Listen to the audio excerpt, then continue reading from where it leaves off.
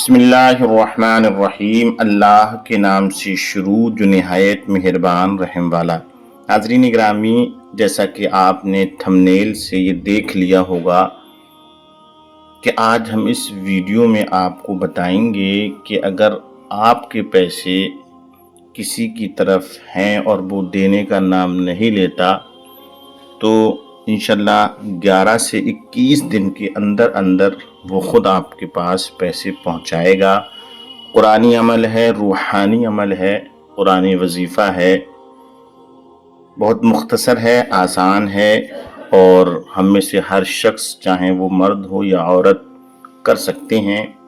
تو وظیفہ سننے سے پہلے میں آپ کو بتاؤں کہ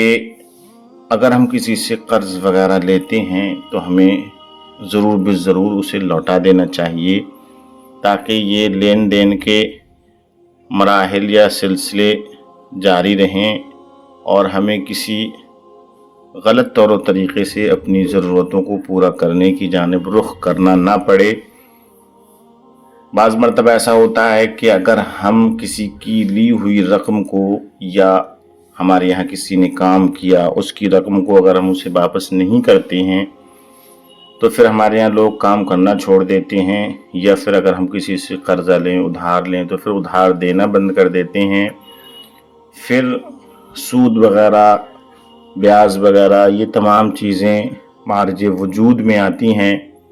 انسان مجبور ہوتا ہے اور پھر اس مجبوری میں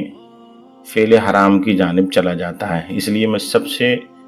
یہ کہوں گا کہ اگر آپ پر کسی کا قرضہ ہے تو اسے جلد سے جلد ادا کرنے کی کوشش کیجئے، یا آپ پر کسی مزدور کی مزدوری باقی ہے تو اسے ادا کر دیجئے۔ حدیث شریف کے اندر مزدور کی مزدوری کو ادا کرنے کے تعلق سے بہت زیادہ تاکید آئی ہے۔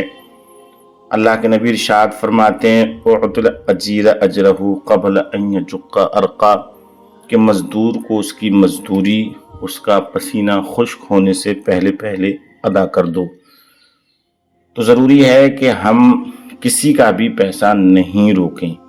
کچھ لوگ اپنی طبیعت سے، اپنی فطرت سے جو ہے وہ عاجز ہو جاتے ہیں،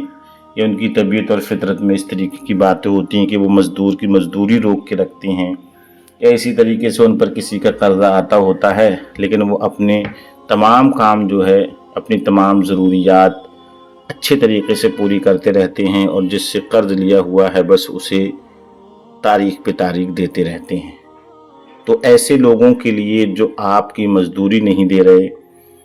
یا آپ نے ان کے یہاں ملازمت کی تو آپ کی تنخواہ نہیں دے رہے، پیسے روک لیے، یا آپ نے کسی کو قرضہ دے دیا وہ نہیں دے رہا،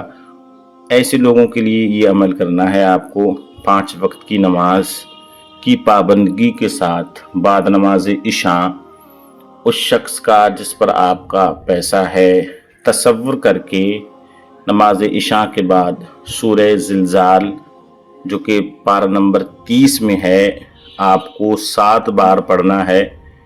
جس پر پیسہ ہے اس کا تصور ہو، پھر اسی کی جانب تصور کر کے آپ دم کر دیں اور اللہ تبارک و تعالیٰ سے دعا کریں، یا رب اس قرآن مقدس کی سورت کے طفیل، قرآن کی تلاوت کے طفیل، اپنے حبیب کے طفیل فلاں شخص کے اندر، فلاں شخص کے دل میں میرے پیسے ڈالنے کی جانب یہ بات ڈال دے کہ وہ میرے پیسے واپس کر دے، یا اس کا دل نرم ہو جائے اور وہ میری طرف توجہ کرے، میرا قرضہ دے دے۔ تو انشاءاللہ تعالیٰ آپ اس عمل کو 11 سے 21 دن کریں گے تو وہ خود انشاءاللہ اس کی برکت سے